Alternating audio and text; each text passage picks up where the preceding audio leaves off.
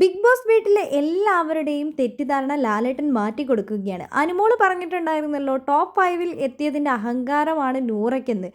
ശരിക്കും നൂറ ടോപ്പ് 5-ൽ എത്തിയിട്ടില്ല എന്ന് ലാലേട്ടൻ പറയുന്നു. അത് പെട്ടെന്നൊരു ഷോക്ക് ന്യൂസാണ് എല്ലാവർക്കും ആവുന്നത്.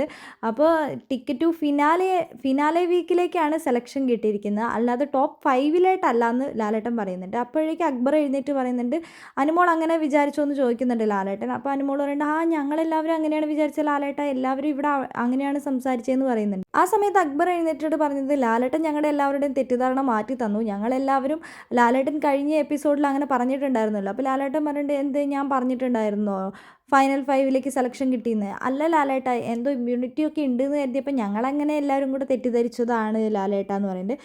അതിലേക്ക് എന്താ തെറ്റിദ്ധാരണ ഉണ്ടോ എന്ന് തന്നെ ചോദിക്കുന്നുണ്ട് ലാലേട്ട. ലാലേട്ട, ഞങ്ങൾ തെറ്റിദ്ധരിച്ചിട്ടുണ്ടായിരുന്നു, ഞങ്ങളെല്ലാവരും അങ്ങനെ തന്നെയായിരുന്നു വിചാരിച്ചത്. അതിൻ്റെ കുറച്ച് അഹങ്കാരം നമ്മുടെ നൂറയ്ക്ക് ഉണ്ടായിരുന്നു. അനുമോളുടെ ആ ഒരു പ്രശ്നത്തിൽ നമ്മളത് കറക്റ്റായിട്ട് കണ്ടതാണ്. കാരണം മാസമായിട്ട് ഒരു ഹൗസ് ക്യാപ്റ്റനായിട്ട് പോലും, ഒരു ക്യാപ്റ്റൻ എന്ന രീതിയിൽ പോലും അനുമോളോട് ഒരു ദയയും കാണിക്കാതെ അനുമോളെ വളരെ മോശമായ രീതിയിൽ ആ ഒരു ഫ്രണ്ട്ഷിപ്പ്, അത്രയും അനുമോള് കൊടുത്ത ആ ഒരു ഫ്രണ്ട്ഷിപ്പിന് ഒരു വിലയും കൊടുക്കാതെയാണ് ആദിലയും നൂറയും പെരുമാറിയത്. എന്താണെങ്കിലും ലാലേട്ടൻ രണ്ടുപേരോട് അത് പറഞ്ഞു കഴിഞ്ഞപ്പോൾ രണ്ടുപേർക്ക് നല്ല തിരിച്ചടി തന്നെയാണ് കിട്ടിയിരിക്കുന്നത്.